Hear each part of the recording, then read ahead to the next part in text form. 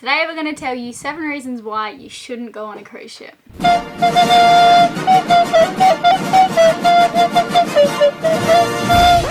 Recently we were offered a large, would you say large? It was a large Sponsorship deal from a cruise ship company, and we were like, no. Well, how much is it?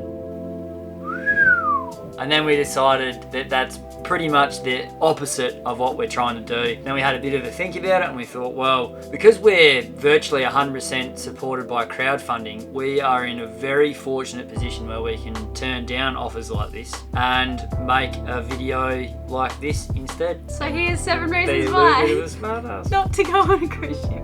We should probably introduce ourselves while we're here. We've forgotten to do that. I'm Elena and this is Riley. We are Don't from know. the YouTube channel Sailing La Vagabond, and we've been sailing around the world for the last 5 years, making videos and having a jolly good time doing it. So we're not just 2 kids sitting on a couch somewhere at home. We've been out there doing it and witnessing these cruise ships and what they're all about. So we've got I like to think we've got a bit of street cred, so you can listen to us if you're new here. We encourage you to subscribe if you'd like to see some of our adventures. So without further ado, number 1, money. So a lot of cruise ships advertise a really cheap price, somewhere from around $60 to $70 per day to be on the cruise ship, but don't expect to be paying this much. This is for an inside room. If you want a sea view, you can expect to pay a lot more. I asked for a room with a view. You're also going to have to pay for your own way to get to and from wherever the cruise ship is leaving from. So what's not included on board is things like alcohol, activities like slip lining, rock climbing, dance courses, bumper cars. Of course, you're also going to have to tip the staff, so you can expect to pay this on your final bill, laser tag, and of course the casinos that maybe you or your family might want to participate in.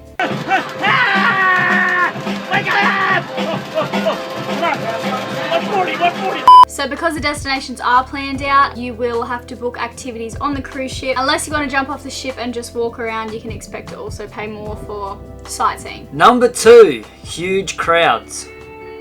The cruise ship propaganda machine, more on false advertising later, will probably have you imagining laying by the pool being fanned with a palm frond by oiled and tanned Greek boys, whilst being hand-fed grapes by Dionysian nymphs. What you should keep in mind is that there are up to 5,000 other guests on board, not including the staff, and that there will be neither frond nor nymph. Now, as you can imagine, it's going to be the same when you go to restaurants and the nightclubs and any of the sightseeing that you do. Yeah, well, you're all together on the cruise ship, and then when you get to land, you're being herded around together. So if you're looking forward to enjoying a romantic sunset with either your husband or wife, you're going to have to share.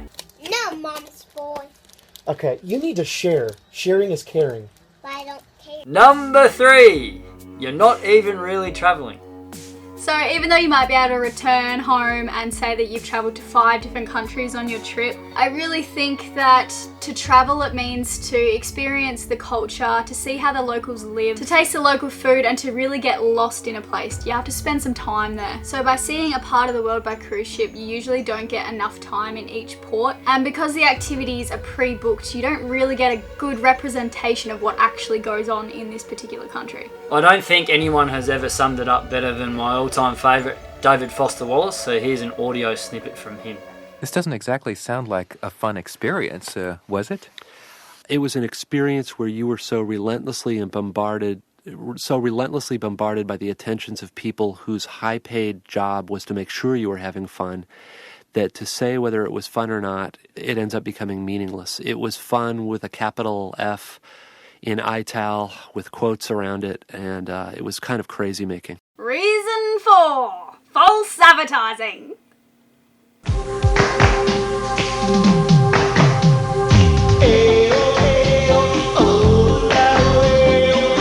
The officers and staff of Royal Caribbean Cruise Line invite you to join them for 7 days of absolute perfection. Don't just cruise the Caribbean, cruise the... Now, cruise ships aren't all bad. My nana went on a cruise ship from Australia over to New Zealand, and she went to some places that she wouldn't have been able to go otherwise, so that's 1 plus for the cruise ships. Reason number 5, local economy.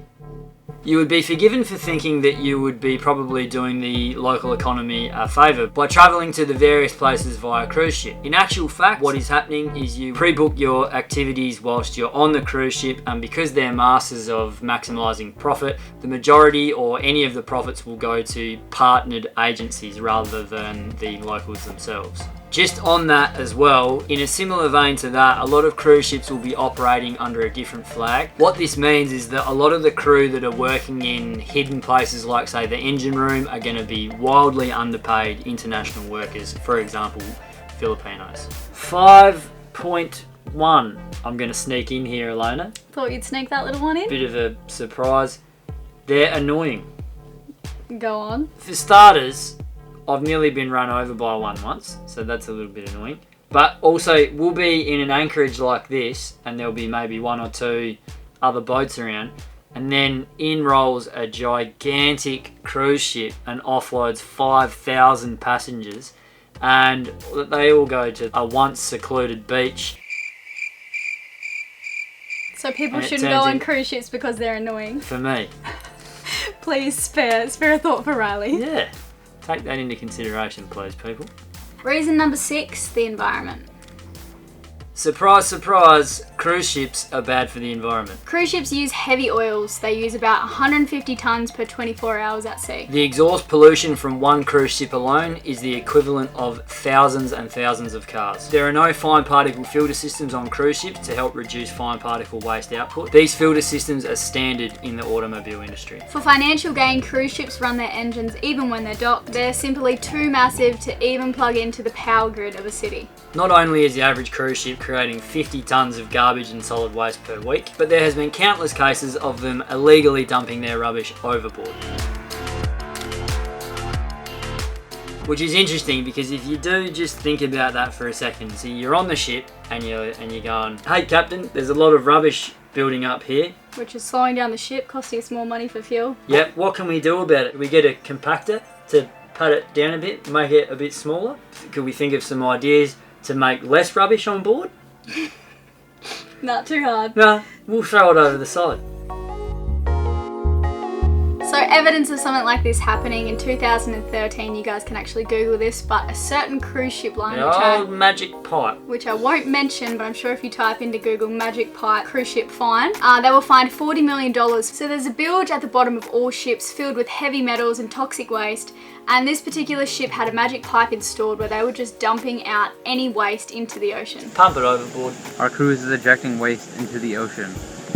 Clear on this side, poopy on this side. This pipe was discovered by an engineer who was good enough to report it to authorities, and they got caught. So it wasn't just the one ship that was doing this, it was actually 4 other ships in this particular cruise line that were doing the same thing, so it's a lot of waste. Number 7, cruise ships are actually killing people. Research is pointing towards 50,000 premature deaths due to air pollution in cruise ship ports every year. So just as a suggestion, I highly recommend going on a sail charter, because you're going to get a lot more time in each place.